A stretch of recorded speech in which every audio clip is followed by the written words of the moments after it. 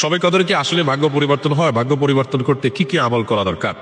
ভাইরা আমার, লাইলাতুল কদরে মানুষের ভাগ্য লিপিবদ্ধ হয়। ভাগ্য লিপিবদ্ধ হওয়ার 4-5টা স্তর আছে, 4-5টা লেভেল আছে।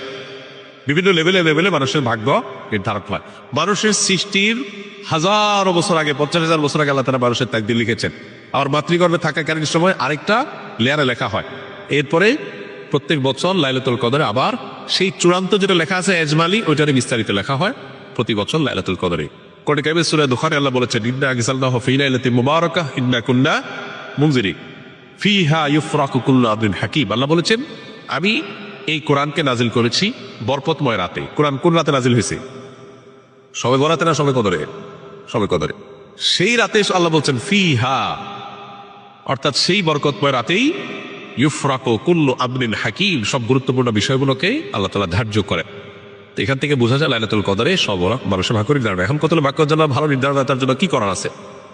সবচেয়ে বড় করা হলো ঈমান এবং তাকওয়া অবলম্বন করা। আল্লাহ বলেছেন যে ওয়ালাউ আন্না আহলাল কুরআ আমানু ওয়াত্তাকাউ লাফাতাহনা আলাইহিম বারাকাতিম মিনাস সামা। কোন জনপদের মানুষ ঈমান আর তাকওয়া আনলে আল্লাহ তাআলা বলছেন আসমান থেকে বরকতের সব দুয়ারগুলো উন্মোচন করে দিবেন। আপনার ভাগ্যে ভালো কিছু লেখা হোক, চাইলে আপনাকে ঈমান আমলের চর্চায় এগিয়ে যেতে হবে। আমাদের দেশে মানুষ সব রাতে মসজিদে ভিড় করে, সারা বছর নামাজ কালামের খোঁজ খবর নেই, সব রাতে মসজিদে এসে ভিড় করছে। কেন? ভাগ্যে যেন ভালো কিছু লেখা হোক। একজন চেয়ারম্যান সরকারের কাছ থেকে রিলিফ পাইছে বা জনগণকে বন্টন করার জন্য জিনিসপত্র পাইছে। তো চেয়ারম্যান সাহেবের পাতি যে সমস্ত নেতা আছে বা চেলা চামচা আছে, সহযোগী আছে, এরা ভাগ নিতে আসছে। এক চামচা নির্বাচনের আগেও ছিল না, পরেও ছিল না, ভোটের সময় ছিল না, পরেও ছিল না, কোনো কিছুতে নাই।